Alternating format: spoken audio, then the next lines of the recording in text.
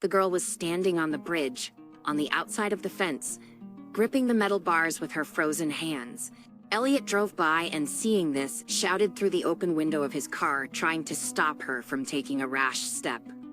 The girl did not respond. Elliot braked sharply, jumped out of the car, and cautiously headed toward her. He tried to distract her with conversation, gave her his name, and meanwhile he was persuading her not to do anything stupid. Slowly approaching her, he tried not to scare her away. The girl seemed to be very resolute.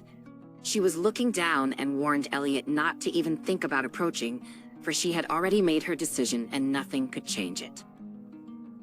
A piercing December wind was blowing, snow was falling, and the weather was even worse on the bridge. Elliot noticed that the girl was not wearing gloves, and it was becoming more and more difficult for her to hold on to the frosty bars of the railing with her hands white from the cold. He tried to move faster, and to keep the girl from getting frightened and jumping down, he chattered all sorts of nonsense. "Listen, do you like ice cream?" he asked. "It doesn't matter anymore," she answered quietly, looking ahead to herself. "Oh, I like ice cream. I could eat a couple right now." Elliot continued to approach the girl cautiously. "Is the wind strong out here?" he asked. "It doesn't matter anymore," she repeated. "How old are you?" Elliot was already close to her and tried to speak softly so she wouldn't realize he was approaching. There were a couple of big steps to the girl, which Elliot swiftly overcame. He wrapped his arms around her and threw her back against the sidewalk of the bridge with all his strength. They landed together on the sidewalk, and Elliot held her tightly to him. It's okay, Elliot said quietly, stroking her head and trying to calm her down. The girl was shaking all over from the cold in her thin jacket. Tears flowed from her eyes. She tried to say something, but the sobs choked her. A driver came running up to them, but Elliot let him know with a gesture that everything was okay and they didn't need help. The passerby immediately understood what had happened. He often drove on that bridge, and there had been a similar accident recently, but the woman could not be saved. He praised Elliot for his quick reaction and walked back to his car. The crowded onlookers gradually dispersed, while Elliot and the strange girl continued to sit on the bridge. She was silent and only said her name was Mary. Elliot shook the snow off her clothes and took her to his car. He opened the passenger door, put her on the seat, buckled her in, and immediately turned on the heating on full power. "You'll warm up quickly now," Elliot asked. "Do you have somewhere to go?" "No, I've nowhere to go," replied Mary calmly. "Well then, let's go to my place for now," smiled Elliot, and they drove off. They arrived quickly, and Elliot parked the car and helped Mary out. The girl had not yet recovered from the shock and clearly did not understand what was happening to her. When Elliot opened the door of the apartment, his wife met them on the threshold. Grace was surprised that her husband was not alone. She started to ask questions, and Elliot briefly explained that the girl had tried to jump off the bridge, and he saved her just in time. The man asked his wife to help the frozen girl take a bath and left the bathroom. Grace helped Mary take off her sweater, climb into the hot bath, and asked her age.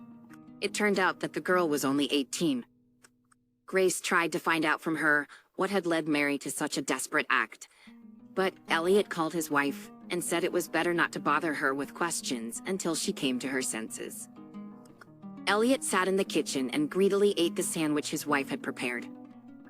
Grace tried to get details of what happened, but Elliot only told her what he knew. He was driving from his client and saw a girl who was about to jump off a bridge and decided he could save her. Grace sighed wearily. She was very worried, waiting for her husband from work, calling him, not understanding why he was delayed. Elliot hugged his wife and said he just wanted to help the poor girl who had nowhere to go. Grace looked at him, smiled, and went to get some clothes for Mary. Meanwhile, Elliot found some honey on the shelf, got milk from the fridge, and prepared a hot remedy for the cold according to his grandmother's recipe.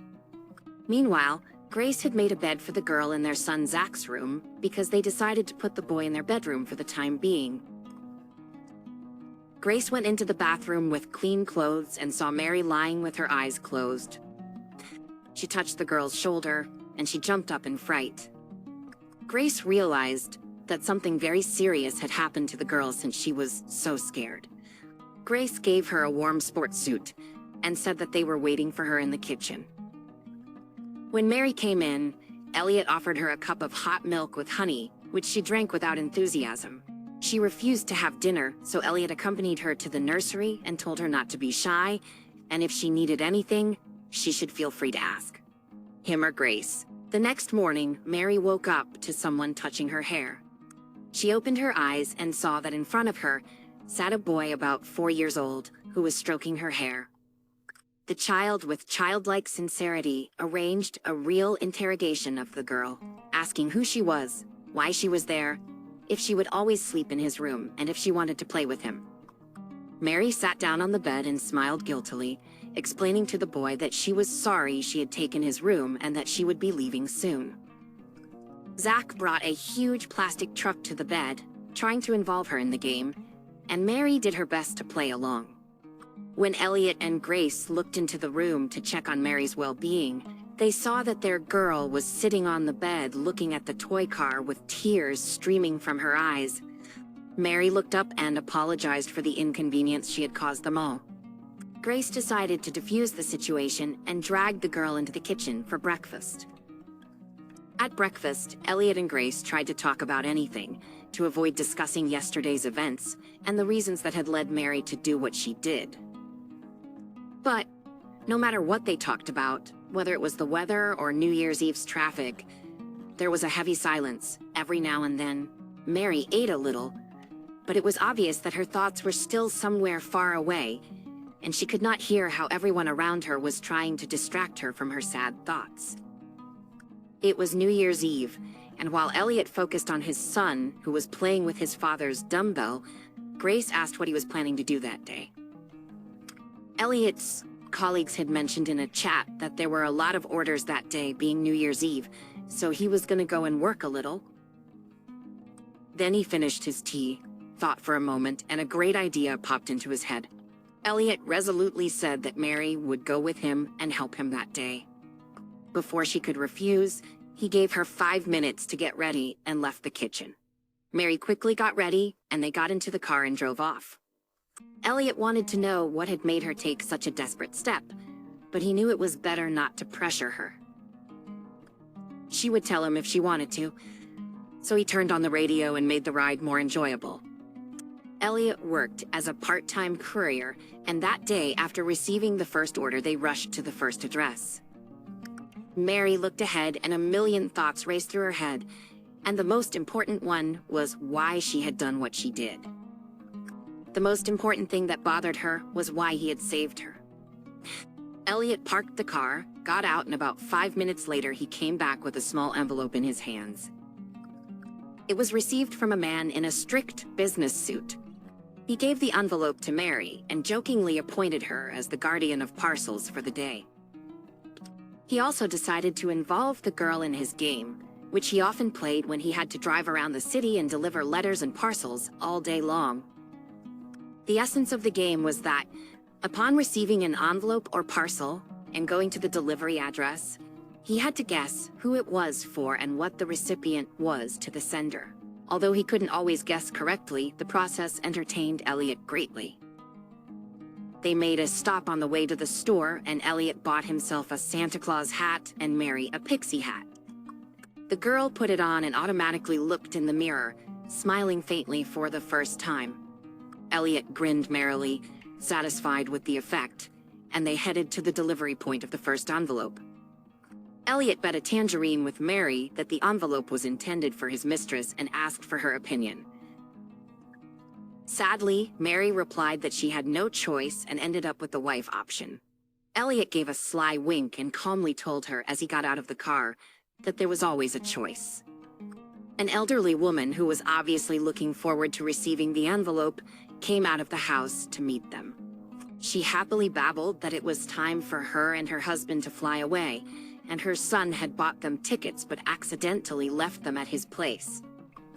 Elliot gave the woman the envelope, wished her a happy new year, and they went back to the car, realizing they both hadn't guessed correctly. Elliot took a new order, and they rushed towards the next delivery. At the next address, a pleasant lady with a cast leg opened the door for them. She had packed presents for her granddaughter's granddaughter and son-in-law. The woman began to show them the boxes, explaining which ones were for each person. She asked them to be careful with one box, as it contained mittens made of mink, and she didn't want them to get wrinkled. She added that she didn't mean to be rude, but her daughter had left a package of clothes at her house that she no longer needed, and she thought it would fit Elliot's daughter. She knew for a fact that there were a lot of new, expensive clothes because her daughter was a big fashionista. She just needed their help to bring it to her. The woman's house looked like a palace, with paintings and candelabra lamps hanging on the walls, Italian tiles on the floor, and a beautifully decorated fireplace in the hall. Elliot brought a huge bag of items. He handed Mary a bag of gifts, and he took the big, weighty bag of clothes himself.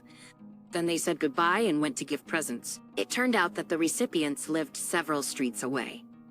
The daughter and son-in-law came out to meet them with indifferent expressions. Elliot informed them that they had brought presents from their caring grandmother and passed packages of toys to the girls who came out from behind their parents. The two twins, about 6 years old, immediately began to tear the gift wrapping, but when they saw that they were dolls which they already had, they threw them on the floor and ran inside the house, crying. The father of the family indifferently took his gift, threw it on the dresser in the hallway, and silently left. When it came to the mink mittens, the woman squeamishly rolled her eyes and angrily said that she could hardly use them to go anywhere. Under her indignation that her mother had messed up and bought dolls from the wrong collection again, Elliot and Mary hastily said goodbye and quickly went to the car. Mary was sad. She understood that the elderly woman had carefully chosen gifts, trying to make her family feel good. And in the end, her gifts, which would have cost a lot of money, were just thrown out like garbage. She couldn't get it out of her head. Yes, Mary, that happens sometimes, Elliot stated disappointedly, and we have to keep going. At the next address, a woman was passing a huge box of cake and was very worried that it would not get squished during delivery. After promising that everything would be in the best shape, Elliot handed the cake to Mary, who was sitting in the car. The cake was so huge that the girl could not be seen behind it. Elliot assumed that even though they knew there was cake in the box, they did not yet know whom such a gigantic cake was destined for. Besides, the fact that they were asked not to say who the present was from added intrigue. When they arrived at the location, Mary helped carry the cake and Elliot rang the doorbell. Children's laughter and shouts were heard at the door, and Elliot quickly made the assumption that it must have been a cake for someone's birthday. A smiling woman opened the door, and behind her, 6 children of different ages looked out. As it turned out, it was the twins' birthday, and they were celebrating it as a family. Elliot gave them a birthday cake, and the woman could not figure out who could have sent it. She thought her husband had ordered it and asked how much she owed, but Elliot loudly said that it was a gift. Elliot and Mary were about to leave, but the woman asked them to wait and ran to the kitchen. She brought them homemade gingerbread. It was obvious that they were baked with love and by the whole family. The flowers and other decorations on top were clearly made by the children. Elliot carefully took the package with the treat, and Mary suddenly excused herself and said that they had a bag of good things and she would very much like to give them to this large and beautiful family. The older girls would quite fit something in their size. Elliot was very surprised and looked at Mary with wide eyes. When he came to his senses, he nodded. Mary asked for the keys and ran down to the car to get the elderly woman's bag. While Elliot chatted with the woman and her children, Mary, out of breath, dragged a huge package into the apartment. "Here, happy birthday and happy new year," she exhaled. "All the best to you and thanks for the gingerbread," added Elliot, and they left the apartment. Mary was smiling. Elliot still could not hide his surprise and was very glad that she had thought of such a great idea with the gifts. After all, she could have kept them for herself, but she felt that this family needed them more. Elliot decided to take advantage of the situation and asked Mary if she would like to join them for a little while. He noticed that she had not been using her phone at all, but the girl immediately stopped smiling and said in a serious tone that her mother was on a business trip and she did not want to hear from anyone, so she turned off her phone. When he asked how soon her mother would be back, the girl assured Elliot that if he was worried, she would go to her grandmother's house in the village today, as she was not going to be home anyway. Realizing that he had touched on a sensitive topic, Elliot suggested getting some ice cream and then going shopping together, according to the list that Grace had sent him. They drove to the mall and left after an hour and a half, having bought all the necessary ingredients for the upcoming celebration. Elliot suggested that Mary spend the new year with them and then go to her grandmother's house. Mary was unsure if it would be convenient, but Elliot reassured her by saying that they were not expecting any other guests and that she would definitely have more fun with them. Elliot also found out that Mary had no money for a ticket to her grandmother's house, so he gave her some cash, explaining that it was her wages for the day. Mary was very embarrassed but smiled and nodded in agreement. In the evening, Grace gave Mary one of her evening dresses. She and her husband also dressed up, and all in all, the inhabitants of the apartment looked like one big family. Zach ran around the Christmas tree and urged Santa to come now, not when he fell asleep. Mary became much more talkative and laughed merrily while playing with Zach. Neither Grace nor Elliot could find out from the girl why she had been standing on the bridge, ready to end her life. They knew nothing about Mary, but the girl had found out and understood a lot about them during those days. She understood that kindness is not about presents, but about love, care, and mutual respect. A family is not about orders and instructions from parents, but about listening to each other. Before the chime of the clock, Mary took a picture with Elliot's family to remember, because at that moment she was a part of this family and she was happy about it. Before she left, Mary brought some small souvenirs for all the family members, and Elliot and Grace presented her with a warm scarf, hat, and mittens. "May I call you?" shyly asked Mary. "I promise I will call rarely, so as not to annoy you. I just really want all of you to always stay somewhere near me." "What a question," Grace said. "I'd say you should even call us." Grace gently tied Mary's scarf around her neck and hugged her. "Just promise it won't be calls from the bridge," Elliot reproachfully said to his wife. "What are you saying?" "It's okay. Don't worry. I promise you that." "Thank you for everything," said Mary and hurriedly got into a cab. A year later, Mary sent Elliot's family a picture of her standing in the fluffy hat and scarf they had given her, among trees covered with the same fluffy snow. In the girl's hands was a poster with the inscription, "Thank you for the new life." Elliot and Grace put the photo on the shelf next to the pictures of Zach and joked to all the questions from their friends and acquaintances that she was their one more daughter. And only they understood exactly what this young, smiling girl was saying to them from the photo.